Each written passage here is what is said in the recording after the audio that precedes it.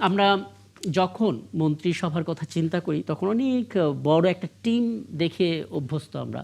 মনে হয় যে যে যেভাবে পারে একটা দায়িত্ব নিয়ে নিই, কিন্তু আমরা এবার দেখতে পাচ্ছি অনেক হিসেব করে অভিজ্ঞদের, তরুণদের এবং মেধাবী যারা আছেন, যারা একটু কথা বলতে পারছেন, মোটামুটিভাবে যুক্তি উপস্থাপন করতে পারছেন, লজিক্যাল পয়েন্টে রাখতে পারছেন, অভিজ্ঞতা আছে, সবাইকে নিয়ে একটা সন্নিবেশন করা হচ্ছে। 37টি আমরা সংখ্যা দেখতে পাচ্ছি। কি প্রত্যাশা করেন আসলে? ধন্যবাদ, আপনাকে অনেক ধন্যবাদ। আপনাদের সাথে অনেকদিন পরে এসে খুব ভালো লাগছে এবং ৭১-এর দর্শক শ্রোতা সকলকে ধন্যবাদ। আমরা একটা ঐতিহাসিক মুহূর্তে কথা বলছি, কারণ আগামীকালই যেহেতু একটি নতুন সরকারের শপথ, প্রায় ১৭-১৮ বছর পরে একটি নির্বাচিত, সে অর্থে নির্বাচিত সরকারের শপথ আমরা দেখতে পাচ্ছি। যেহেতু নির্বাচন ব্যবস্থা ধ্বংস করা হয়েছিল, সেহেতু নির্বাচন নিয়ে মানুষের আগ্রহ ছিল। নির্বাচনটা যখন হয়ে গেছে তখন মানুষের সমস্ত আগ্রহ সংসদ শপথ এবং সরকার গঠনের। এবারের সরকার গঠনের যদি আমি ব্যক্তি ধরে আলোচনা করি সেটা খুব স্পেকুলেশন হবে, তার চেয়ে বরং আমরা গুণগত আলোচনাটা কার্যকরী হবে। আপনি প্রশ্ন করেছেন যে একটু ছোট আকারের মন্ত্রিসভা নিয়ে কথা হচ্ছে, এবং 4টা মন্ত্রণালয় বলা হচ্ছে এক করে ফেলার একটা সম্ভাবনা আছে। মৎস্য, প্রাণী, শিল্প, বাণিজ্য এরকম এক করার কথা। এটা কয়েকটি কারণে হতে পারে। একটা হচ্ছে যে আপনি দেখেন যে যেহেতু দুর্নীতি এবং আর্থিক সংকটের মধ্যে আছে বাংলাদেশ বিগত শাসন ব্যবস্থার কারণে, ফলে সরকার হয়তো কিছু কিছু বিষয়ে কৃচ্ছ সাধন করতে চাবে এবং সেটা আমাদের যারা উন্নয়ন সহযোগী আছে তাদের দিক থেকেও কৃচ্ছ সাধনের ব্যাপারে সবসময় তাগিদ দেওয়া হয়। এবং আপনি জানেন যে গত ১.৫-২ দশক ধরে মন্ত্রণালয়ের সংখ্যা কমানোর ব্যাপারে উন্নয়ন সহযোগীদের দিক থেকে চাপ ছিল। এখানে ব্যয় সংকোচন না, শুধু এফিসিয়েন্সি বাড়ার ব্যাপার ছিল। আরেকটা হচ্ছে যিনি প্রধানমন্ত্রী হিসেবে শপথ নিতে যাচ্ছেন জনাব তারেক রহমান, উনি যে অর্থনীতি এবং রাষ্ট্রীয় কাঠামোর যে ভঙ্গুর অবস্থা, এটা সম্পর্কে উনি পুরোপুরি অকিভাল। আর উনি যেখান থেকে আসছেন, পশ্চিমে ছিলেন ১৭ বছর, অনেক বছর একটা থাকলে এটা সেকেন্ড হোম ওনার জন্য একটা ওরিয়েন্টেশন তৈরি হয়, ওয়েস্টার্ন ওরিয়েন্টেশনটা। এবং পশ্চিমারা যারা থাকেন বা পড়াশোনা করতে যান, এমনকি আমরা যারা ১-২ মাসের প্রোগ্রামে পশ্চিমে গিয়েছি, আমাদের কিন্তু ওই দেশ সম্পর্কে খুব চমৎকার ওরিয়েন্টেশন দেওয়া হয়েছে। আমি ফিলিপিন্সে আমার একটা মাস্টার্স প্রোগ্রাম করেছি। এই ধরনের ভিজিটে যখন যাওয়া হয়, ওই দেশ সম্পর্কে, ওই দেশের ব্যবস্থা সম্পর্কে একটা দারুণ অনুভূতি তৈরি হয়। আর যদি মানুষটা হয় রাজনৈতিক ব্যক্তিত্ব, তার তো কথাই নেই। ফলে ওনার পশ্চিমের যে খুব এফিসিয়েন্ট ছোট মন্ত্রিসভার ব্যাপারে আমি নিশ্চিত ওনার মুগ্ধতা কাজ করেছে। এবং একই সাথে উনি দেখছেন যে গুণগত মান সম্পন্ন সরকার সার্ভিস দিতে হলে ক্যাবিনেট আসলে ছোট থাকাই দরকার। একটু কি ব্যতিক্রম হচ্ছে? মানে সাধারণ মানুষের সবসময় দেখতো যে মন্ত্রী পরিষদ গঠন হলো, আমরা টিভি স্কোয়ারে নাম দেখছি, বঙ্গভবনে গিয়ে দরবার হলে শপথ নিচ্ছেন। এবার সরকারের শপথ অনুষ্ঠানে আমরা দেখতে পাচ্ছি প্রথমবারের মতন খোলা আকাশের নিচে শপথ নেবেন। মানে এটা যে দক্ষিণ প্লাজায় যে ছবিগুলো আমরা দেখেছি, হাদির জানাজা আমরা দেখেছি, বেগম খালেদা জিয়ার জানাজা, পাশাপাশি বিভিন্ন সময় জুলাই চার্টারের সময় স্বাক্ষর করতেও আমরা দেখেছি, অনেক কিছু জড়িত আছে। এটা খুব অকওয়ার্ড, কিন্তু আমরা অনুমানটা আমি শেয়ার করতে পারি। সেটা হচ্ছে যেহেতু ৫ই আগস্টের পরে ওই অন্তর্বর্তী সরকারের শপথ গ্রহণটা বঙ্গভবনে হয়, সেটা নিয়ে একটু সমালোচনা আছে, একটু আনকমফোর্টেবল ফিলিং আছে এটা নিয়ে। এবং পতিত সরকারের কেউ কেউ থেকে যায়, এটা নিয়েও আনকমফোর্ট আছে। ফলে আমার মনে হয় জুলাই সনদ, জুলাইয়ের আন্দোলন, সেখান থেকে যারা সরকার গঠন করছেন এবং বাকি সবাই মিলে একটা নতুন সিগন্যাল বোধহয় দিতে যাচ্ছেন। প্লাস ওই বঙ্গভবনে করেন আর সংসদ ভবনের ভেতরে করেন, যেখানেই করেন না কেন, সেটা একটা মানে একটা কম্প্যাক্ট জায়গায় এবং একটা এক ধরনের গোপনীয়তা থাকে, সবার অ্যাক্সেস থাকে না। হয়তো আপনি টেলিভিশনে দেখছেন, কিন্তু এখানে খোলা আকাশের নিচের একটা মেসেজটাই ডিফারেন্ট। আপনি উন্মুক্ততা, আপনি লিবার্টির কথা বলছেন, আপনি মানুষের স্বাধীনতার কথা বলছেন, আপনি মানুষের অধিকারের কথা বলছেন, মানুষের অ্যাক্সেসের ইঙ্গিত দিচ্ছেন যে আমরা সরকার পরিচালনা এমনভাবে করতে চাই। এই সিগন্যালটাই বোধহয় দিতে চাচ্ছেন যে এরকম ওপেন, ট্রান্সপারেন্ট হবে, অ্যাকাউন্টেবল হবে, আমরা ঘুরে ফিরে মানুষের কাছেই অ্যাকাউন্টেবল থাকবো। এবং সংসদ ভবনের পাশে হয় সিগন্যালটা ক্লিয়ার, সংসদ হচ্ছে জাতির কর্মকাণ্ড না শুধু। সংসদ তো আসলে, সংসদের সভাটা তো জাতির সভা, এই ৩০০ জন প্রতিনিধি তো জাতির প্রতিনিধি হিসেবে কাজ করছেন। সুতরাং সেই ভবনের পাশে একটা সিগন্যাল দিচ্ছে যে এটা সরকার পরিচালনার প্রসেসটি জনগণের কাছে অ্যাকাউন্টেবল থেকে করবে। একদম। আমি দেখি জনাব আখতারুজ্জামান বাচ্চু, তিনি বোধহয় আমাদের সঙ্গে যুক্ত আছেন, ময়মনসিংহ ১০ আসনের বিএনপি থেকে নবনির্বাচিত এমপি। আচ্ছা, উনি সংযোগ হতে থাকুক। তার আগে আর একটা বিষয় ছোট করে আপনার কাছ থেকে জেনে নিই, তারপর আমরা ওনার সঙ্গে কথা বলবো। এবার নানামুখী আলোচনা, সমালোচনা, সম্ভাবনা, অনেক ক্যালকুলেশনের পর আমরা দেখতে পেলাম যে হ্যাঁ, বাংলাদেশের এই শপথ গ্রহণ অনুষ্ঠানে 1200 জন দেশি বিদেশি অতিথি উপস্থিত থাকবেন এবং এর মধ্যে ভুটানের প্রধানমন্ত্রী শেরিন তোবগে, ভারতের লোকসভার স্পিকার ওম বিড়লা, পাকিস্তানের পরিকল্পনামন্ত্রী আহসান ইকবাল, মালদ্বীপের প্রেসিডেন্ট মোহাম্মদ রইজু, মানে এশিয়ার 5টি দেশের রাষ্ট্রের প্রতিনিধিরা আসছেন। মানে যে সংখ্যার কথা বলা হচ্ছিল, নরেন্দ্র মোদী তিনি যদি আসেন আমরা তাকে ওয়েলকাম করব না, তাদের প্রতিনিধি আসলেও আমরা হয়তো আমাদের দিক থেকে একটা অবস্থান নিব, কিন্তু পরবর্তীতে আমরা দেখলাম স্বতঃস্ফূর্তভাবে সবাই আসছেন। মানে আশাবাদ তৈরি হলো এই জায়গা থেকে। এটা ধরেন খুবই একটা নতুন সিগন্যাল আমার কাছে এটা, কারণ হলো যে দক্ষিণ এশিয়ার দেশগুলো পরস্পরকে ভালোবাসুক, পছন্দ করুক না করুক, বাট আমরা তো প্রতিনিধি, আমরা তো প্রতিবেশী, এটা তো আপনি স্বীকার করতে পারবেন না। এর মধ্যে একটা 80-র দশকের একটা চমৎকার উদ্যোগ ছিল সার্ক, যে সার্কটা নিষ্ক্রিয় হয়ে যাওয়ার ফলে এই অঞ্চলের মানুষ কিন্তু ক্ষতিগ্রস্ত হয়েছে, এখানে ট্রাভেল ক্ষতিগ্রস্ত হয়েছে, বাণিজ্য ক্ষতিগ্রস্ত হয়েছে, তার পারস্পরিক সহযোগিতার যেসব সম্ভাবনা তৈরি হতে পারে, অধিক বাণিজ্য, অধিক ট্রাভেল, মানুষের সম্পর্ক, কালচারাল আদান প্রদান, সেগুলো বাধাগ্রস্ত হয়েছে। ফলে এই যে সবাই এখানে ঢাকায় আসার ফলে, আর যেহেতু বাংলাদেশ সার্কের উদ্যোক্তা ছিল, জনাব তারেক রহমান অলরেডি বলেছেন যে সার্ক রিভাইভ করার ব্যাপারে কিন্তু উনি উদ্যোগ নেবেন, সুতরাং এখানে সবার আশাটা সেটা ইঙ্গিতবহ, কিন্তু তাই বলে আমি আশা করছি না যে পরের দিন সার্ক রিভাইভ হয়ে যাবে। এটা হয়তো একটা প্রথম পদক্ষেপ হিসেবে দেখা যাচ্ছে। এই অঞ্চলের রাষ্ট্রগুলোর সম্পর্কের মধ্যে কিছুটা টেনশন হয়তো আরও কিছুকাল থাকবে, কারণ আমরা রাষ্ট্র হিসেবে এখানে অনেকেই আমরা নতুন, উপনিবেশিক শাসনে থাকার কারণে একটা গ্যাপ বেড়ে গেছিল রাষ্ট্রগুলোর মধ্যে। ফলে আমার মনে হয় যে এই ধরনের ইন্টারাকশন যদি বাড়ে, আগামীতে যে সমস্ত ডিসপিউট, যে সমস্ত কনফ্লিক্টিং ইস্যু ছিল, পরের প্রজন্ম আজ থেকে 10-20 বছর পরে হয়তো হাসাহাসি করবে যে আমাদের পূর্বপুরুষরা কিসব বেশি নিয়ে তর্ক করেছে কিংবা যুদ্ধ করেছে, সেটা হয়তো মিনিংলেস হয়ে যাবে। বাট তার একটা সূচনা দরকার, আজকে এই কালকের এই অনুষ্ঠানটা সেটার সূচনা হতে পারে। অ্যাডভোকেট শাকিল আহমেদ, আপনাকে দিয়ে আলাপটা শুরু করি।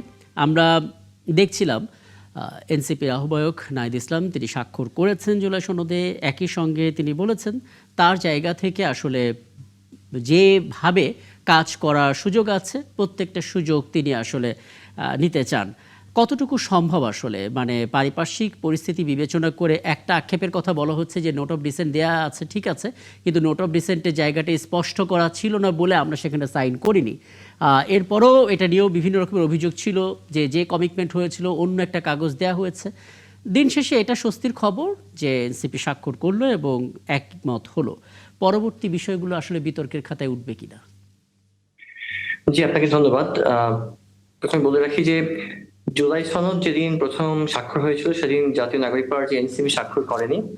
কারণ হলো সেখানে জুলাই সনদ বাস্তবায়ন এবং এনফোর্সমেন্ট কিভাবে হবে সেটি বলা ছিল না, এবং পরবর্তীতে এনসিপির দাবির প্রেক্ষিতে কিন্তু সরকার জুলাই সনদ বাস্তবায়নের অধ্যাদেশ জারি করেছে এবং এই সনদের বাস্তবায়নের একটা প্রক্রিয়া কিন্তু সরকার বলে দিয়েছে। যার ফলে আমরা অপেক্ষা করছিলাম যে সরকার শেষ পর্যন্ত কতটুকু বাস্তবায়ন করতে পারবেন এবং কোন ওয়েতে করবেন, এবং নতুন যে সরকারটা আসবেন বাংলাদেশে ভোটের মাধ্যমে সেই সরকারের মনোভাবটা কতটুকু হবে তার উপর ভিত্তি করে আমরা স্বাক্ষর করব। তো যেহেতু আজকে আমাদের এই অন্তর্বর্তীকালীন সরকারের শেষ দিন, তাই আজকে আমরা আমাদের দায়বদ্ধতা থেকে এবং জুলাইয়ের আমাদের যে আকাঙ্ক্ষা ছিল সেই জুলাই আকাঙ্ক্ষার একটা বড় জায়গা কিন্তু জুলাই সনদে এসেছে, তাই আমরা তারই প্রেক্ষিতে আমরা আজকে স্বাক্ষর করেছি। আমাদের আহ্বায়ক নাহিদ ইসলাম কিন্তু বলেছেন যে আমরা কেন স্বাক্ষরে এই যে এতদিন দেরি হয়েছে কিংবা কোন কোন কারণে আমরা স্বাক্ষরটা আজ পর্যন্ত আনা হয়েছে। আমাদের কিছু আশঙ্কার কথা রয়েছে। আপনি দেখেছেন ইতিমধ্যেই বিএনপির পক্ষ থেকে বলা হয়েছে যে সংবিধান সংস্কার সদস্য হিসেবে এমপিরা শপথ নিবেন কি না, নিলে কোন আইনে নিবেন সংবিধানে বলা নাই, এবং একটা কথা কনফিউশন তৈরি করেছে। বাট আমরা মনে করি যে এই কনফিউশন না তৈরি করে বরং একই সঙ্গে আমাদের সংসদ সদস্যরা দুটি শপথ নেবেন, একটি অ্যাজ এমপি হিসেবে, আরেকটি হচ্ছে সংবিধান সংস্কার কমিশনের সদস্য হিসেবে নেবেন। কারণ তাদের দুটো ম্যান্ডেট জনগণ দিয়েছে। আপনি দেশ চালাবেন এই রাষ্ট্রের সংসদের বা লেজিসলেচারের মেম্বার হিসেবে, একই সঙ্গে জুলাই সনদটাকে বাস্তবায়নের জন্য সংবিধানের যে সংস্কারগুলো দরকার এটি আপনি এনশিওর করবেন। যদি এখানে আমরা আবারও বিতর্ক করি তাহলে আসলে রাষ্ট্রের মধ্যে বিতর্ক বাড়বে, নানান আইনি জটিলতা বাড়বে, কিন্তু জনগণের যে ইচ্ছা সেই ইচ্ছা প্রতিফলন কিন্তু ঘটবে না। তাই আমরা আশা করি আমাদের যে নতুন সরকার হচ্ছেন বিএনপি নেতৃত্বাধীন সেই সরকার এই বিষয়গুলোকে গুরুত্ব দিবে, বরং তারা বিতর্কটাকে কমিয়ে এবং নানান ভাবে বাহানাকে কমিয়ে জনগণের ম্যান্ডেটটাকে ইনশিওর করার জন্য কাজ করবে। একদম, কিন্তু সেই জায়গা থেকে মানে আপনাদের সঙ্গে নির্বাচিত সরকারের যারা সদস্য আছে সবার মধ্যে আসলে একটা বিষয় খুব দরকার, সেটা হচ্ছে আস্থার জায়গা। আপনি কি কিছু যুক্ত করবেন? আমি একটা ইন্টারপ্রিটেশনের আলোকে একটু প্রশ্ন করতে চাচ্ছিলাম, সেটা হচ্ছে যে জুলাই সনদ সম্পর্কে একটা ইন্টারপ্রিটেশন এসেছে, এটা আমার না, অন্যদের ইন্টারপ্রিটেশন, যে যেহেতু ভিন্ন মত ছিল বা নোট অফ ডিসেন্ট ছিল, আর যখন ইস্যুটি আপনি গণভোটে দিলেন, গণভোটে যখন জনগণ পাশ করে দিল, আপনি আপনার কনসেন্ট বলেন কিংবা নোট অফ ডিসেন্ট বলেন, এভরিথিং আইদার এন্ডোর্স অর নালিফাইড। তার মানে এখানে স্ট্যান্ড করছে হচ্ছে জনগণের ম্যান্ডেট, যে ম্যান্ডেটের কথা আপনি বললেন। কিন্তু জনগণের ম্যান্ডেটের পরে এনসিপি সাইন করলো, এর আসলে কার্যকারিতাটা কি? আপনি সাইন করা বা না করা তো একই দাঁড়াচ্ছে, নাকি আপনি সিম্বলিক অর্থে করলেন? দেখুন, আমাদের স্বাক্ষর করা না করাটা একই অর্থে এটা আপনি বলতে পারেন, কিন্তু একটা দল হিসেবে কিংবা আমরাও তো জনগণের ম্যান্ডেটের মাধ্যমেই আমরা আমাদের 6 জন সংসদ সদস্য নির্বাচিত হয়েছে। আমরা জুলাইয়ের এই অভ্যুত্থানের গর্ভ থেকে উঠে আসা দল এনসিপি, এবং জুলাইকে নিয়ে মানুষের যে আকাঙ্ক্ষা, তার বড় অংশ কিন্তু এনসিপি কে ঘিরে মানুষের আকাঙ্ক্ষা রয়েছে। যার ফলে এনসিপি যখন স্বাক্ষর করেনি, তখন কিন্তু সারা বাংলাদেশের মানুষের মধ্যে একটা কথা ছিল যে কেন স্বাক্ষর করছে না, কি সমস্যা সেখানে রয়েছে। আপনারা দেখেছেন যে জুলাই সনদ হওয়ার আগে এই সনদটা ছিল কিন্তু প্রথমে একদম কাগজের বাগের মতো, যার তেমন কোনো এনফোর্সমেন্ট প্রক্রিয়া ছিল না, আইনি ভিত্তি দিবে কিভাবে তার কোনো প্রক্রিয়া বলা ছিল না। আমরা যখন স্বাক্ষর করলাম না, তারপরে কিন্তু আমরা সরকারকে বলেছি জুলাই সনদ বাস্তবায়নের রূপরেখা দিতে হবে, আইন করতে হবে, এবং বাস্তবায়নের এনফোর্সমেন্টের এটাকে ব্যবস্থা করতে হবে। অর্থাৎ আপনি যদি এটা সনদ করেন, আপনি যদি সনদটা যদি এনফোর্সমেন্ট প্রক্রিয়া না থাকে, তাহলে সনদটা আচ্ছা, মানে আমি যদি মোটা থেকে এভাবে বোঝার চেষ্টা করি, অ্যাডভোকেট শাকিল আহমেদ, যদি ভুল হয় একটু সংশোধন করে দেবেন। মানে এনসিপি জুলাই সনদে স্বাক্ষর করেনি, কিন্তু জনগণ আসলে গণভোটে হাঁয়ের পক্ষে দিয়েছে, এবং এনসিপি সেক্ষেত্রে আসলে স্বাক্ষরটা করেছে যাতে তারা জনগণের সাথে বা জনগণের মতামতটাকে সম্মান জানাতে পারে। এনসিপি সর্বদাই জনগণের মতকে প্রাধান্য দিচ্ছে। দেখুন, জনগণ বাংলাদেশে কি চেয়েছে, জুলাই পরে একটি নতুন বাংলাদেশ হবে, যে বাংলাদেশে স্বৈরাচার ফিরবে না, যে বাংলাদেশে আমার আর কোনো ভাইকে রাজপথে গিয়ে অধিকার চাইতে গিয়ে হত্যা হতে হবে না, এবং সংবিধান এটা নিয়ে আপনার সঙ্গে আসলে যেদিন সনদ স্বাক্ষর হয়েছিল তার পরদিন সম্ভবত আপনার সঙ্গে যুক্ত হয়েছিলাম, খুব চমৎকার করে ব্যাখ্যাও আপনি করেছিলেন। আমি একটু জনাব আখতারুজ্জামান বাচ্চু আপনার কাছে যেতে চাই। নবনির্বাচিত এমপি ময়মনসিংহ 10 আসন থেকে আপনি আসলে নির্বাচিত হয়েছেন, এবং বলা হচ্ছে এটা ঐতিহাসিক একটা নির্বাচন, কাজে আপনি নিজেও ইতিহাসের একজন অংশ হিসেবে থাকবেন। আপনি শুনলেন আমাদের সহ আলোচক যিনি আছেন অ্যাডভোকেট শাকিল আহমেদ, তিনি স্পষ্ট করে বলছেন আসলে নির্বাচিত যারা সংসদ সদস্য আছেন একটা আস্থার জায়গা অবশ্যই থাকতে হবে, জুলাই সনদের উপরে বাড়তি নজর থাকতে হবে, কমিটমেন্টটা রাখতে হবে। কিন্তু তার আগে জানতে চাই মন্ত্রিসভাটা কেমন হবে। মানে আমরা তো অনেক ভ্যারিয়েশন দেখতে পাচ্ছি, কেমন হতে পারে আসলে মন্ত্রিসভা এবং সংসদ সদস্য? ধন্যবাদ আপনাকে, আপনার মাধ্যমে একাত্তরের দর্শক শ্রোতা সবাইকে কলাকুশলী সবাইকে ধন্যবাদ, এবং আমাদের আলোচক আছেন প্রফেসর তৌফিকুল ইসলাম মিথিল এবং শাকিল আহমেদ, ওনাদেরকেও শুভেচ্ছা জানাচ্ছি। পাশাপাশি আমি আগামীকালকে শপথ, আমি আমার ময়মনসিংহ 10 কফুকা উপজেলা পৌরসভা পাগলা থানা বাসীকে ধন্যবাদ এবং কৃতজ্ঞতা জানাচ্ছি ওনাদের গুরুত্বপূর্ণ রায়ে ঐতিহাসিক নির্বাচনের মাধ্যমে আমাকে নির্বাচিত করার জন্য। আসলে মন্ত্রিসভা কেমন হবে, আপনার ইনশাল্লাহ মন্ত্রিসভা অত্যন্ত সুন্দর এবং সবচেয়ে দক্ষ এবং যারা এই দেশের জন্য কাজ করবে। আমাদের নেতা তারেক রহমান বলেছেন দেশ গড়ার যে অঙ্গীকার নিয়ে সবার আগে বাংলাদেশ, এই বাংলাদেশকে সবার আগে প্রাধান্য দিয়ে বাংলাদেশ গড়ার ওনার যে মহাপরিকল্পনা, সেই পরিকল্পনা বাস্তবায়নের অংশ হিসেবে, দেশ গড়ার পরিকল্পনার অংশ হিসেবে উনি মন্ত্রিসভা গঠন করবেন। তবে আমি আপনাকে এইটুকু বলতে পারি, মন্ত্রিসভা কেমন হবে আগামীকালকে পর্যন্ত অপেক্ষা করতে হবে আপনাদেরকে। তবে একটা জিনিস বলতে পারি, একজন মানুষ বাংলাদেশের প্রধানমন্ত্রী হবেন যিনি এই দেশটি নিয়ে ওনার একটি মহাপরিকল্পনা রয়েছে, জনাব তারেক রহমান। উনি আগামীকালকে আমাদের শপথের পর আমরা সংসদীয় কমিটির মিটিং হবে, সেই মিটিং এ নিশ্চিতভাবে আমি বলতে পারি যে একজন মানুষ সংসদীয় নেতা বা প্রধানমন্ত্রী নির্বাচিত হবেন, তিনি হলেন জনাব তারেক রহমান।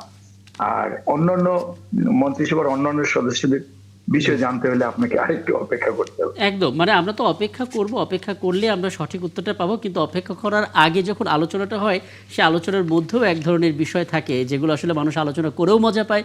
কারণ আমরা অনেক ধরনের সমীকরণ মেলাচ্ছি, কে রাষ্ট্রপতি হবে, নজরুল ইসলাম খান নাকি মোশাররফ হোসেন, আমরা সেগুলো নিয়েও আলাদা প্রতিবেদন দেখতে পাচ্ছি। কে আসলে মৎস্য প্রাণী সম্পদ মন্ত্রণালয় এক হয়ে যাবে কিনা, হলে আসলে কে দায়িত্ব নেবে, নানামুখী সমীকরণগুলো আসলে মেলানোর চেষ্টা করছিলাম। অধ্যাপক তৌফিকুল ইসলাম মিথিল, আমরা আসলে আলাপ শুরু করার আগে সিনিয়র সাংবাদিক হাজা মারুদ্দিনের সঙ্গে কথা বলছিলাম যে নতুন সরকারের শপথ অনুষ্ঠানে প্রায় ১২০০ জন দেশি বিদেশি অতিথি থাকবেন এবং ইতিহাসে প্রথমবারের মতো নির্বাচিত কোনো সরকার খোলা আকাশের নিচে আসলে শপথ নেবেন। অনেক কিছুই আসলে হচ্ছে যেটা আগে কখনো আমরা দেখিনি। আমরা কখনো এভাবে দেখিনি যে বিরোধী পক্ষে যিনি আছেন তিনি ফলাফলকে আনুষ্ঠানিকভাবে স্বীকৃতি দিয়ে শক্তিশালী বিরোধী দল হিসেবে থাকবেন এই কমিটমেন্ট করেছেন। জামাত ইসলামী আমি সেটা দেখলাম, ভেরিফাইড ফেসবুক স্ট্যাটাস দিয়েছেন। আপনি আসলে সব কিছু দেখে কিভাবে বিশ্লেষণ করবেন, মানে যে বাংলাদেশের কথা বলছি এখনো তো ঠিকঠাক সেদিকে আমরা আছি? ধন্যবাদ আপনাকে এবং ধন্যবাদ আমার সম্মানিত সহ আলোচক নবনির্বাচিত এমপি আখতারুজ্জামান বাচ্চু ভাই, অভিনন্দন এবং শুভেচ্ছা। এবং ধন্যবাদ জানাচ্ছি আমার সম্মানিত সহ আলোচক এনসিপির একজন ইয়াং লয়ারকে। আসলে যে কথাটা বলতে চাই, আপনি দেখেন সিন্স ইন্ডিপেন্ডেন্স আমার কাছে সবচাইতে বেশি গ্রহণযোগ্য নির্বাচন আমার বিশ্লেষণে যেটা ছিল সেটা 1991। তারপরে যদি আমি র্যাঙ্কিং করি 1996 সেকেন্ড টাইমে যেটা হয়েছে 2001, সেগুলোকেও ক্রস করে এবারের নির্বাচন 2026 যেটা হয়েছে আমার কাছে মনে হয় স্বাধীনতার পরবর্তী সময় থেকে শুরু করে লাস্ট 55 ইয়ার্স এর মধ্যে সবচাইতে গ্রহণযোগ্য এবং অংশগ্রহণমূলক আপনি দেখেন সবচাইতে বড় যে লক্ষণীয় ব্যাপারগুলো ছিল এই যে মহিলাদের, নারীদের অংশগ্রহণ এই নির্বাচনে, নারী এবং তরুণদের যে অংশগ্রহণ ছিল এটা চোখে পড়ার মতো। আপনি দেখেন সকাল থেকে নারী ভোটার এবং তরুণ ভোটারদের যে অংশগ্রহণ ছিল এবং কাউকে কিন্তু কোনোভাবে পার্চু করে আনা হয়নি। আগে আমরা নির্বাচনে দেখেছি নারীদেরকে ভোট কেন্দ্রে আনার জন্য অনেক চেষ্টা করে আনা হতো, এবার কিন্তু ছিল টোটালি ডিফারেন্ট। নারীরা স্বেচ্ছায় স্বপ্রণোদিত হয়ে নিজেদের ইচ্ছায়, এবং এটা আমার কাছে মনে হয়েছিল ইলেকশনের দিনটা একটা ন্যাশনাল ফেস্টিভ মনে হয়েছিল, যেটা অনেকটা আমরা ন্যাশনাল ফেস্টিভ পহেলা বৈশাখ, আপনি ইন্ডিপেন্ডেন্স ডে, দেন হচ্ছে ভিক্টোরি ডে, এগুলোকে আমরা ন্যাশনাল ফেস্টিভ মনে হয়। কিন্তু এবারের নির্বাচনটা আসলে কিন্তু একটা উৎসব আনন্দমুখর পরিবেশে ছিল এবং অবাক হওয়ার মতো দেখেন সাউথ এশিয়ার ইলেকশন মানেই হচ্ছে ওই দিন হত্যা, খুন, কনফ্লিক্ট, মারামারি হবেই, কিন্তু এবার কিন্তু টোটালি ডিফারেন্ট ছিল, অ্যাবসেন্ট ছিল। এমন একটা নির্বাচন, সত্যি এটা একটা ঐতিহাসিক নির্বাচন এবং এই ঐতিহাসিক নির্বাচনে আমি যেটা বলবো, মানুষ তাদের পছন্দের নেতা নিশ্চয়ই নির্বাচিত করেছে। এবং আরেকটা জিনিস, এবারের আপনি দেখেন সবচাইতে বড় দল এবং যারা এই ইলেকশনে ফলাফলে নিরঙ্কুশ সংখ্যাগরিষ্ঠতা পেয়েছে, ওনার নির্বাচন পরবর্তী যে জেস্টারগুলো সেগুলো অবাক হওয়ার মতো। আপনি দেখেন উনি নিজ থেকে জামাতে ইসলামের আমিরের বাড়িতে যেয়ে দেখা করা, এনসিপির নাহিদ ইসলামের বাসায় যেয়ে দেখা করা, আজকে আবার চরমনায়ের যিনি আছেন নেতা ওনার বাড়িতে যেয়ে দেখা করা, এগুলো কিন্তু রাজনীতিতে পজিটিভ জেস্টার। এবং উনি একটা কথা বলেছেন, বিজয়কে ধারণ করে যেন যারা ভোট যারা দিয়েছে, যাদের ভোটে নির্বাচিত, যারা ভোট দেয়নি, একজন নেতা যখন নির্বাচিত হয়ে যায় উনি কিন্তু সবার প্রতিনিধি। বুঝতে পারছি, তার মানে এখানে এখন পর্যন্ত যা যা হয়েছে একটা ইতিবাচক আবহ তৈরি হয়েছে। খালি বলে আপনি কিছু জানতে চাইবেন?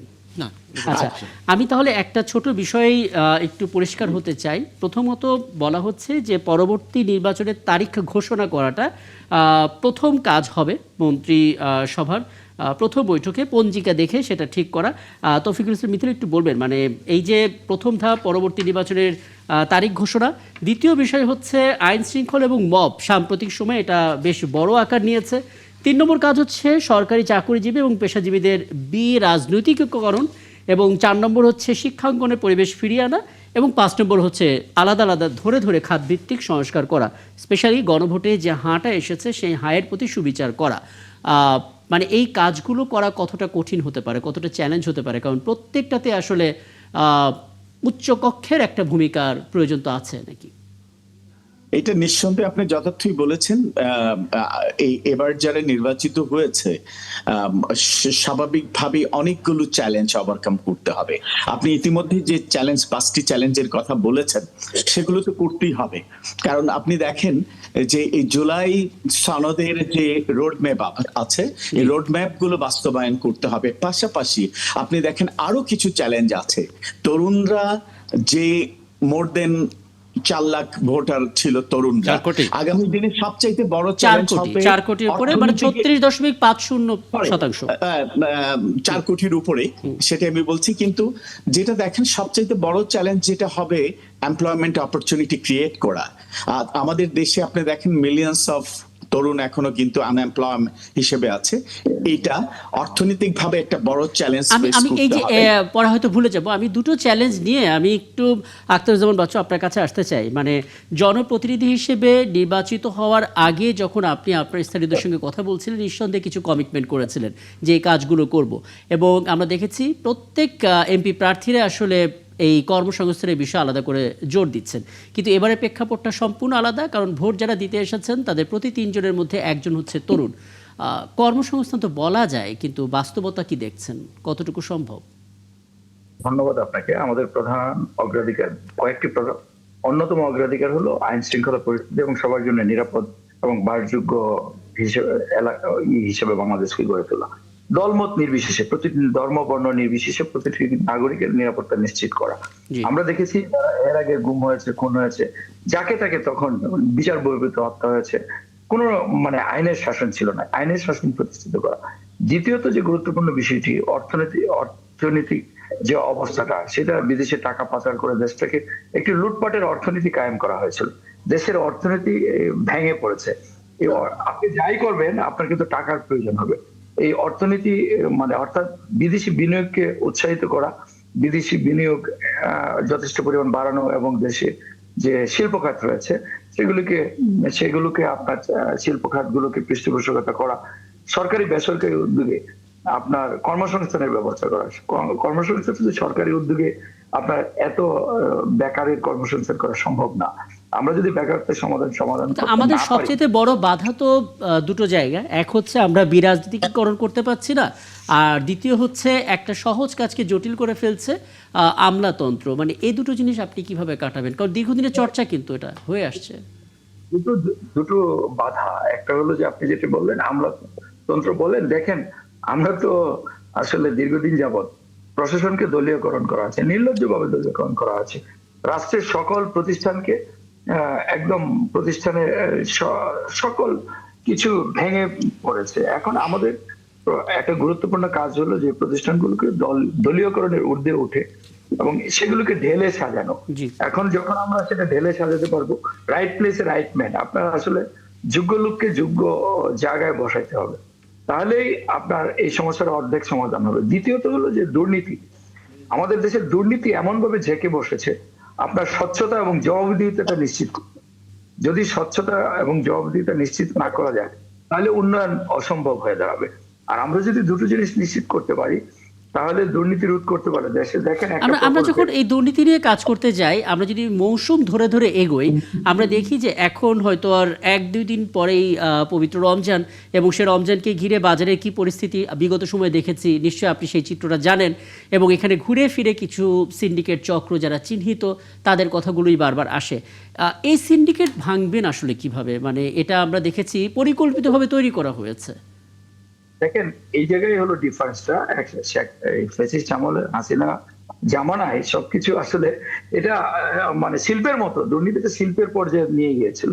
সেখানে সিন্ডিকেট ইচ্ছাকৃতভাবে সিন্ডিকেট তৈরি করা হয়েছে, দুর্নীতির জন্য বিভিন্ন প্রকল্প নেওয়া হয়েছে, বিভিন্ন দুর্নীতিকে উৎসাহিত করা হয়েছে এবং দুর্নীতিকে এমন ভাবে উৎসাহিত করা হয়েছে যে এটা মানে রাষ্ট্রীয় পর্যায়ে পৃষ্ঠপোষকতা করা আছে। এখন আমাদের নেতা তারেক রহমান একটি মানবিক বাংলাদেশ গড়তে, উনি একটি মানবিক বাংলাদেশ গড়তে চান এবং জনকল্যাণে কাজ করতে চান। দেখেন এই 2023 সালে উনি রাষ্ট্র সংসদের 31 দফা কর্মসূচি দিয়েছে।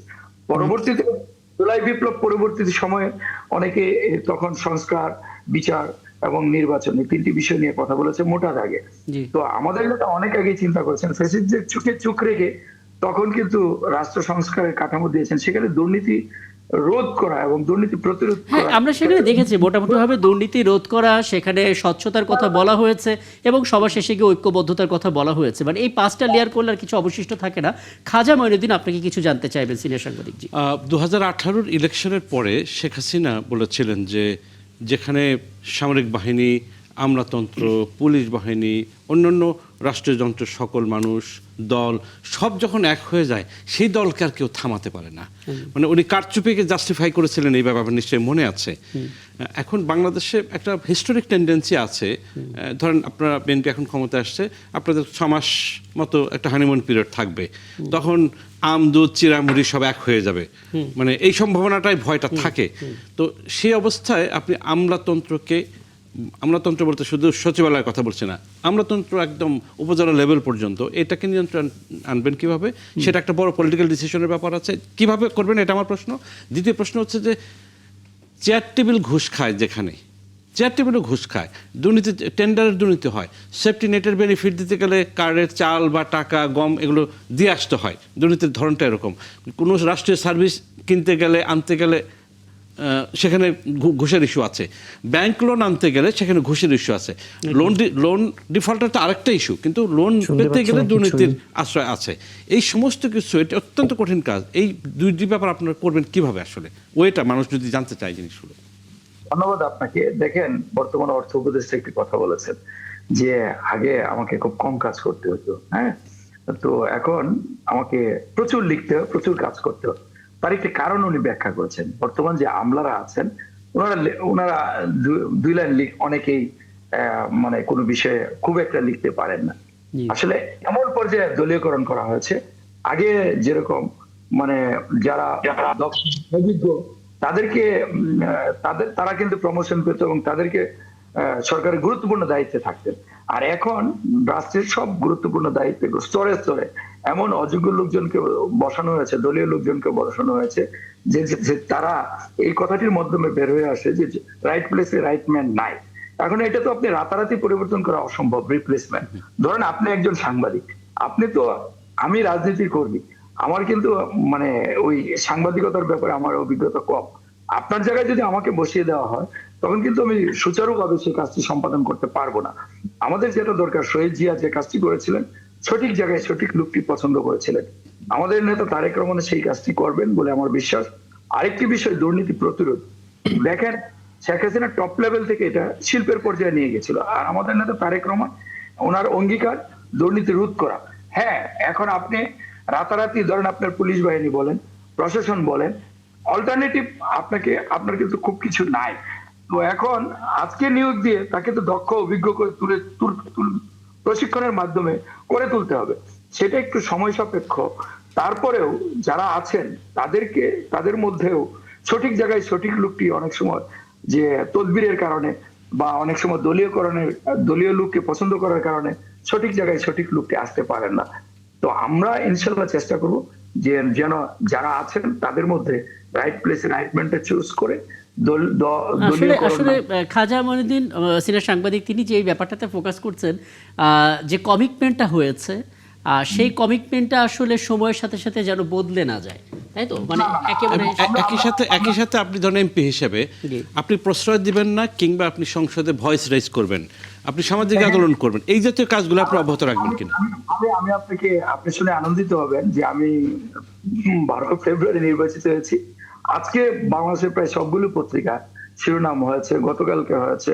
আমি ইতিমধ্যে আমি নিজে থেকে, আমি গত 1 দিন আগে ঢাকায় এসেছি, আমি এলাকায় থেকে নিজে সব জায়গায়, সবগুলি ব্যবসায়ী মহল বলেন, সব জায়গায় আমরা, এবং আমার এলাকায় আপনার প্রতিটা নির্বাচনের সময় আপনি দেখবেন সহিংসতা, এবার কিন্তু সেভাবে হয় নাই।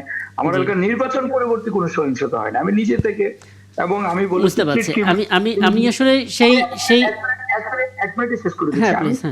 ওসি সাহেবদেরকে বলেছি, treat criminals has no political identity, অর্থাৎ এটা সদিচ্ছার ব্যাপার। আর আরেকটি জিনিস আমি বলি, স্বচ্ছতা এবং জবাবদিহিতা।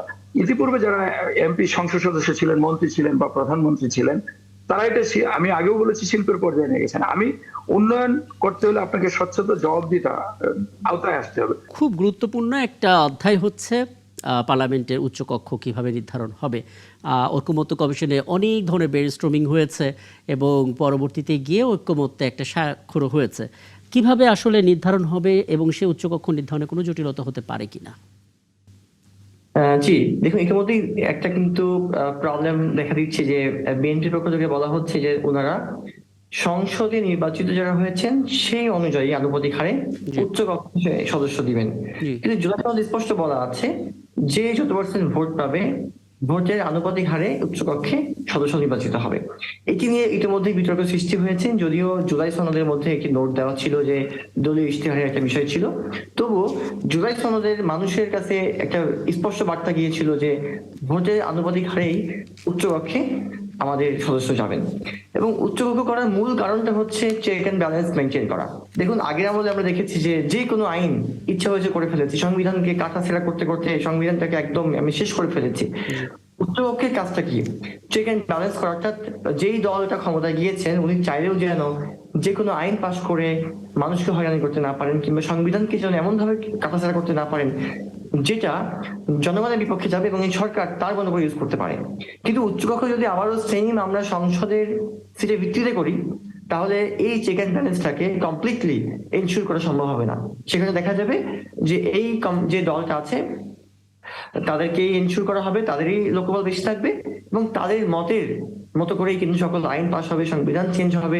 তখন আমাদের যে মূল আশা, জনগণের যে মূল আশা, এই আশাটা পূরণ হবে বলে আমার আশঙ্কা রয়েছে।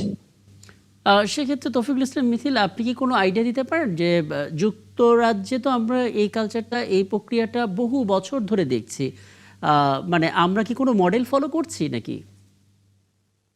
আসলে দেখেন, উনি ইতিমধ্যেই কিছু কথা বলেছেন, পয়েন্ট আউট করেছেন। আপনি যদি দেখেন, যেমন এখন একটা দল নিরঙ্কুশ সংখ্যাগরিষ্ঠতা পেয়েছে, বিএনপি।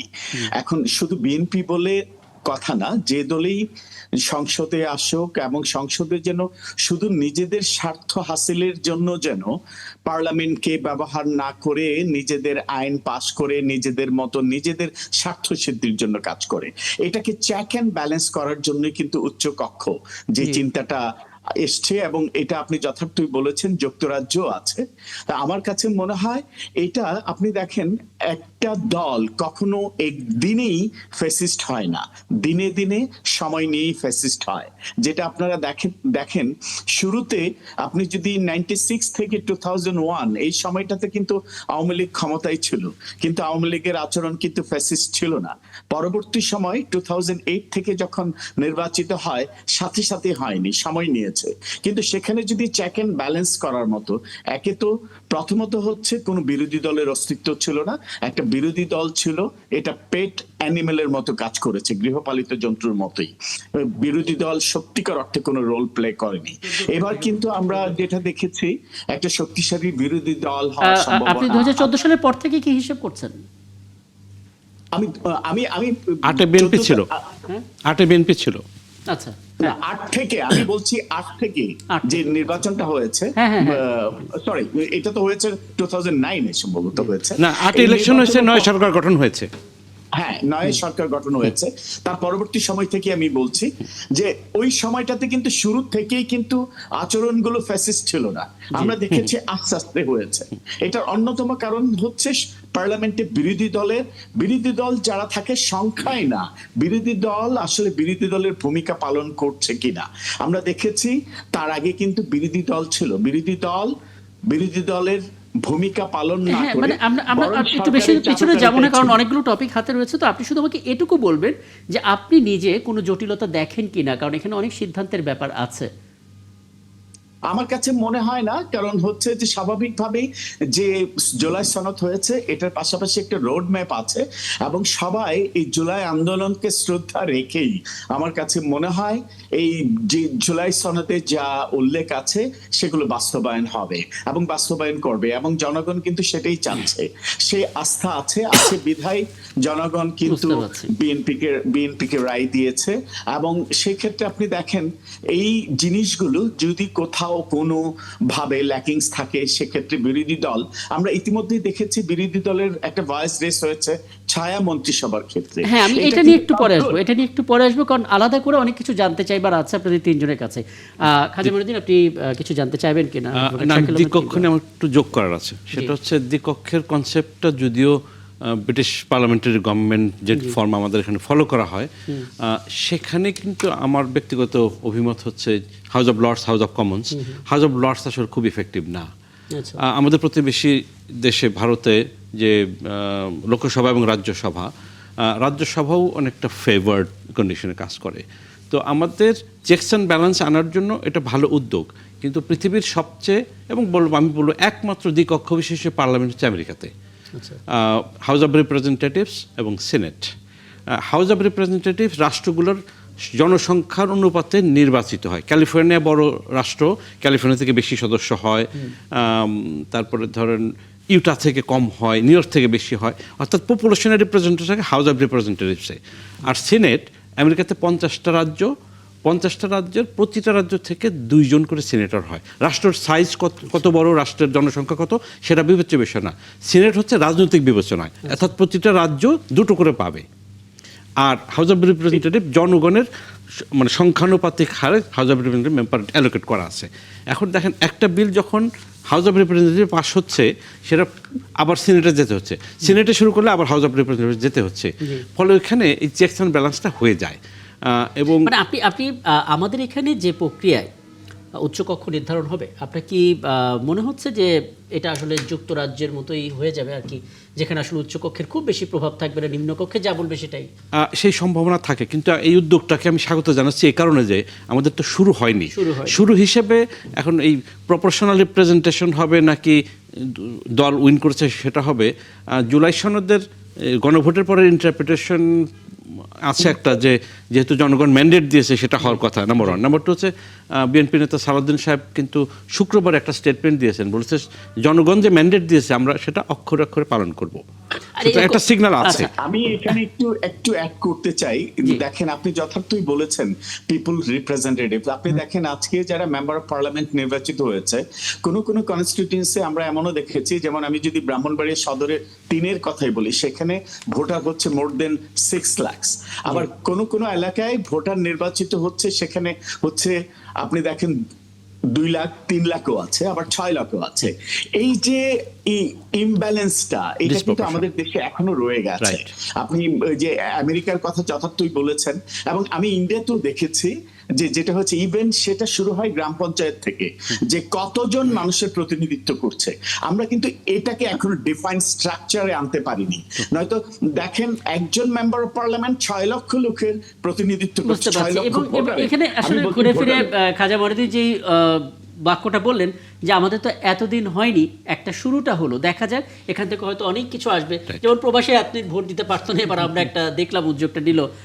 যাই হোক, আমি একটু ছোট করে একটা বিষয় একটু জেনে তারপর পরবর্তী আলাপ চাবো। অ্যাডভোকেট শাকিল আহমেদ, এরকম কোনো সাংবিধানিক মানে পরিবর্তিত যেই নীতিমালাগুলো এসেছে জুলাই চার্টারে, তাতে কি কোনো স্পেসিফিক সময় আছে যে কত দিনের মধ্যে উচ্চকক্ষটা নির্ধারণ করে ফেলতে হবে?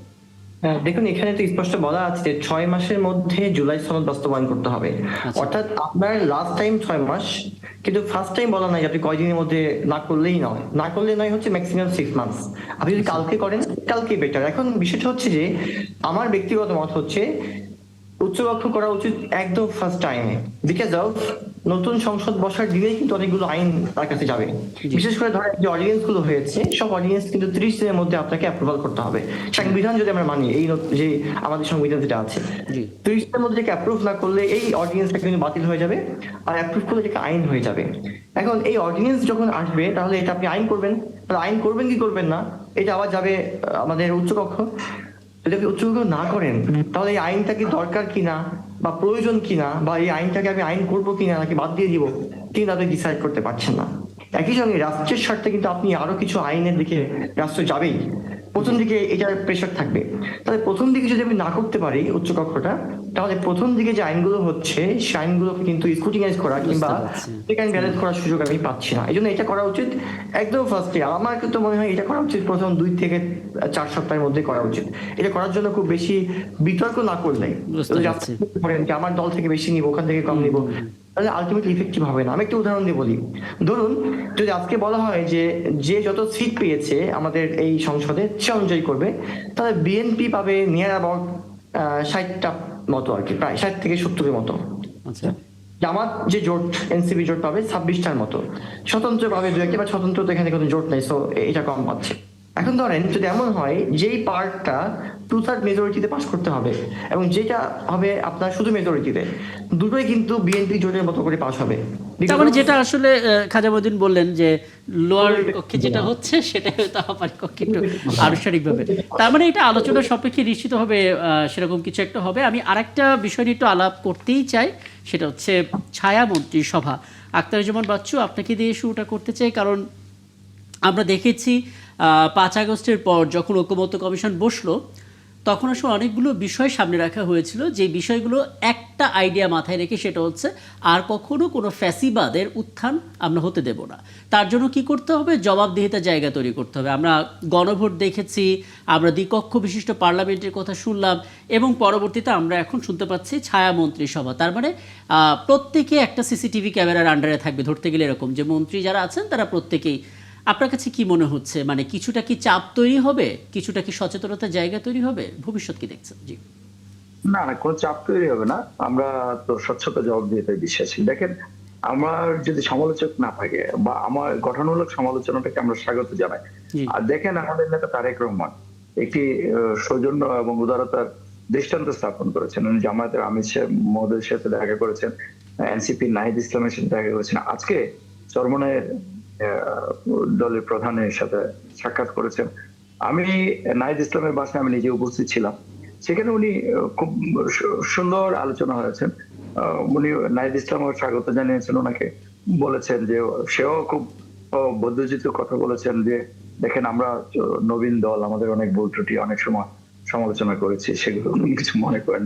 আমাদের নেতা তারেক রহমান বলেছেন, দেখেন, যে কোনো বিষয়ে সমালোচনা বা যে কোনো কিছু গঠনমূলক আলোচনা আমরা সাদরে গ্রহণ করবো। যে কোনো বিষয়, যে নাহিদ ইসলামকে বলেছেন যে তোমাদের যে একটা মনে হবে উইদাউট এনি হেসিটেশন আমার সাথে যোগাযোগ করবো বা আমাদের সাথে আমরা আলাপ আলোচনা করে সব ঠিক করবো।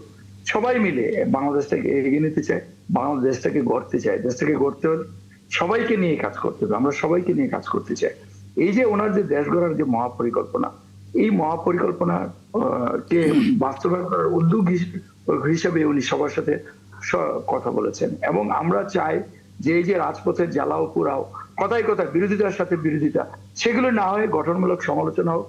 আমরা দেশের স্বার্থে যে কোনো রকম ইতিবাচক মানে যে কোনো পরামর্শ আমাদের নেতা তারেক রহমান, যে কারো ইতিবাচক যে কোনো দল, গণতান্ত্রিক দল, জি। মত পথে মানে আলোচনার মধ্য দিয়ে একটা সমাধানে আসার একটা প্রক্রিয়া। ছায়া মন্ত্রিসভার আইডিয়াটা অনেকেই অ্যাপ্রিসিয়েট করেছেন, বিশেষ করে সাধারণ মানুষ যারা সোশ্যাল মিডিয়া ফলো করেন তারা অনেকে বলছেন যে এটা খুব ভালো উদ্যোগ হবে। প্রত্যেকটা মন্ত্রণালয়ের মন্ত্রী আসলে কিভাবে দায়িত্ব পালন করছেন সেটা আরেকটু ট্রান্সপারেন্ট হবে, আমরা দেখতে পারবো একটু অন্য আয়না দিয়ে। কিন্তু মিসইনফরমেশন তো এখন বড় একটা মাথা ব্যথা। কেউ হয়তো ব্যক্তিগত স্বার্থের তাগিদেই কোনো একজন মন্ত্রীর ওপরে ক্ষোভ থাকার কারণে নানা কিছু হতে পারে, আমরা ধারণা থেকে বলছি। এগুলো থেকে মুক্ত থেকে ছায়া মন্ত্রিসভা কার্যকর হবে কোন টেকনিকে, কি করতে হবে সেক্ষেত্রে? জি, ছায়া মন্ত্রিসভাটা তো এটা আমাদের একটা নতুন উদ্যোগ হবে এবং নতুন আমাদের ক্রাইটেরিয়া যুক্ত হবে।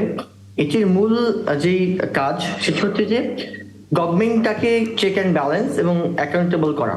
দেখুন, বাংলাদেশের সরকার কিংবা ফ্যাসিজম যদি বারবার বলি, একটাই কারণ, তাকে প্রশ্ন করার লোক নাই, তাকে জবাবদিহি করার লোক নাই, এবং সবসময় শুধু তেল মারবে তেল মারবে, এটাই কিন্তু আমরা দেখে এসেছি।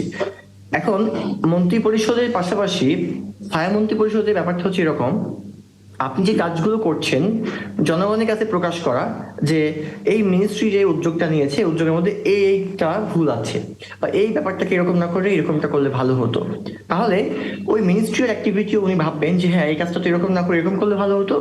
তখন যেটি হবে মিনিস্ট্রিয়াল কার্যক্রমগুলো আরেকটু সুন্দর হবে এবং চমৎকার হবে। দ্বিতীয়টি হচ্ছে যারা বিরোধী দল থাকবে তারাও জনগণকে বলতে পারবে যে এই কাজটা যখন এরকমটা না হয় এরকমটা হলে ভালো হয়, দেখুন আমার কথা কিন্তু ঠিক হচ্ছে।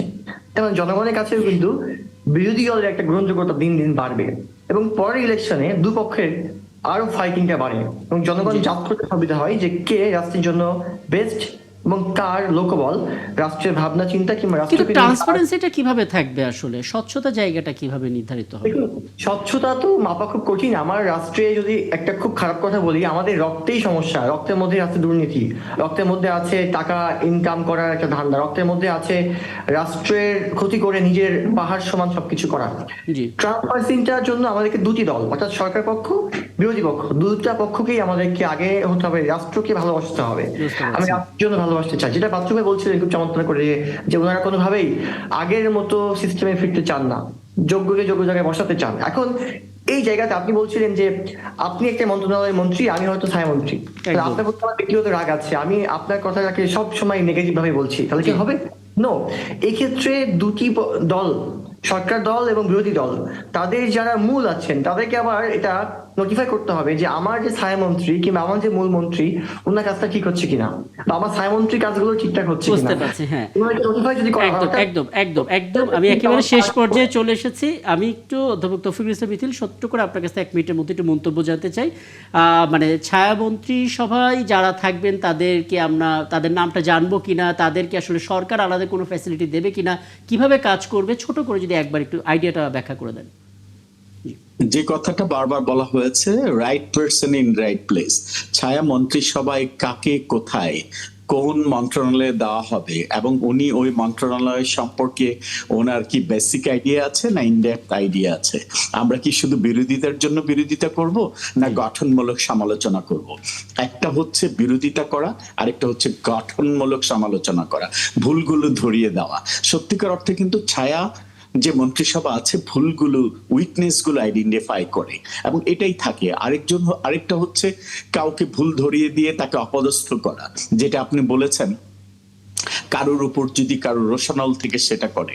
দেখেন সকাল থেকে প্রতিনিয়ত কিন্তু আমরা সকালবেলা উঠে যে নাইফটা ব্যবহার করি, এই নাইফটা দিয়ে কিন্তু মানুষও হত্যা করা যায়, আবার এই নাইফটা দিয়ে কিন্তু আমরা প্রতিনিয়ত আমাদের প্রয়োজনীয় কাজগুলো করছি। একইভাবে আমি যেখানে যে মন্ত্রণালয়ে অ্যাসাইন থাকবো, আমার কাজ হবে সে মন্ত্রণালয়ের যিনি দায়িত্বপ্রাপ্ত মন্ত্রী আছেন উনি ওনার কাজগুলো সঠিকভাবে করছেন কিনা, ওনার কোনো উইকনেস আছে কিনা, স্ট্রেংথ গুলো আমি না বললাম, উইকনেস গুলো ধরিয়ে দেওয়া। এটার পাশাপাশি দুটো হবে, উনি ওনার ভুলগুলো থেকে শিক্ষা নিবে, পাশাপাশি আমি বিরোধী দল হিসাবে আমি ধরিয়ে দিলাম সরকারি দল এই ভুলগুলো করছে। একদম। আমি একেবারে শেষ পর্যায়ে চলে এসেছি, হাতে সময় থাকলে আলাপটা দীর্ঘ করতাম, আমি আমার উত্তরটা পেয়ে গেছি। আখতারুজ্জামান বাচ্চু, আপনি 1 মিনিটের মধ্যে একটু বলবেন মানে সরকারি দল হিসেবে বিএনপি কতটা সাপোর্ট করবে, কতটা সহায়তা করবে ছায়া মন্ত্রিসভাকে? দেখেন, ছায়া মন্ত্রিসভা যেটা বিশ্বের উন্নত বিশ্বে আছে, যেটা আপনার সেখানে সব মন্ত্রণালয় থাকে না। যুক্তরাজ্য, কানাডা, অস্ট্রেলিয়া এবং নিউজিল্যান্ড 4টি দেশে আমরা দেখেছি। গুরুত্বপূর্ণ মন্ত্রণালয়গুলো ছায়া মন্ত্রী থাকেন, তারা সরকারের যে ভুল ত্রুটিগুলি ধরিয়ে দেন, পাশাপাশি সরকারের যে সংশ্লিষ্ট মন্ত্রী আছে মন্ত্রীকে মানে কিছু পরামর্শ তাদের থাকলে সেগুলি দেন। আমরা আশা করব, ইতিবাচক আশা করব, আমরা আশা করব যে বিরোধিতার স্বার্থে বিরোধিতা না করে যে ওই সংশ্লিষ্ট মন্ত্রণালয়ে যিনি ছায়ামন্ত্রী থাকবেন তিনি বিরোধী দলের থাকবেন, বিরোধী দল যে ছায়ামন্ত্রী থাকবেন ওনার যদি কোনো পরামর্শ থাকে দেশের স্বার্থে জনগণের স্বার্থে তাহলে সেই পরামর্শটা দিবেন। আর যদি মন্ত্রীকে হ্যাঁ বা কোনো রকম করার জন্য, অপদস্থ করার জন্য না, দেশের স্বার্থে জনগণের স্বার্থে যদি উনি তার ভুল ত্রুটিগুলি ধরিয়ে দিবেন। তার মানে এখানে আসলে দেশ এবং জনগণকে সবার আগে রাখতে হবে। আমার আলাপ একেবারে শেষ। জি, হ্যাঁ, অনেক ধন্যবাদ খাজা বারীদের, আপনি সবশেষ মন্তব্য। ছায়া মন্ত্রিসভা সম্পর্কে 2-3টি আলোচনা আসেনি। একটি হচ্ছে ছায়া মন্ত্রিসভা কিন্তু অপোজিশনের জন্য এক ধরনের রিহার্সেল। ওই যারা শ্যাডো ক্যাবিনেট শ্যাডো মন্ত্রী হিসেবে কাজ করবেন তারা কিন্তু পরবর্তী নির্বাচনে নিজেদেরকে Trained up যোগ্য হয়ে করার নেবেন। ট্রেন আপ সুযোগ হবে। আর 2 নম্বরে একটি আলোচনা একেবারেই বাদ পড়ে গেছে, ছায়া মন্ত্রিসভার টার্গেট কিন্তু কেবলমাত্র মন্ত্রী না, বিষয়টা মন্ত্রণালয়ের। আমি কেন ধরে নিচ্ছি যে যে রাজনৈতিক ব্যক্তি যিনি মন্ত্রী হবেন তাকে টার্গেট করা হচ্ছে। একদম। ছায়া মন্ত্রিসভা মন্ত্রী যদি কোনো তথ্য চান এটাকে আটকাবে, ও মন্ত্রী আটকাবে না, আটকাবে আমলারা। আচ্ছা, সুতরাং এখানে আমলাতন্ত্রের একটা বড় ভূমিকা থাকবে। এবং এমনও তো হতে পারে, আমরা কেন কল্পনা করছি না, যিনি মন্ত্রী থাকবেন তিনি হয়তো চাইবেন যে ছায়া মন্ত্রী ইস্যুটা রেজ করুক যাতে জনগণ জানতে পারে, একদম, এটা একদম। কর্পোরেশনের জায়গা তৈরি করতে পারে। চমৎকার। আমরা ইতিবাচক ভাবনাটা নিয়ে আলাপটা শেষ করি এবং শুভকামনা থাকবে আপনার জন্য। আখতারুজ্জামান বাচ্চু, শপথ নেবেন আপনি এবং নিশ্চয়ই আপনার সঙ্গে পরবর্তীতে সংসদ সদস্য হিসেবে আপনার মতামত আমরা জানতে পারবো। অনেক ধন্যবাদ সবাইকে আমাকে সময়টা দেওয়ার জন্য। আবারও দেখা হবে ৭১ জানালে, থাকবেন ৭১-এর সাথে।